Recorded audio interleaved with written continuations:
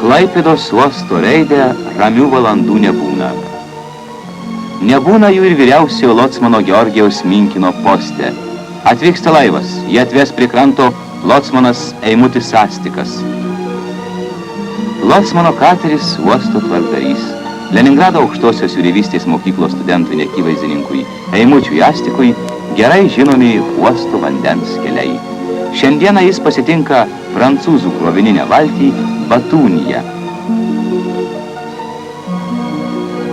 Astikui pažįstamas jo senasis kapitonas René Edouard.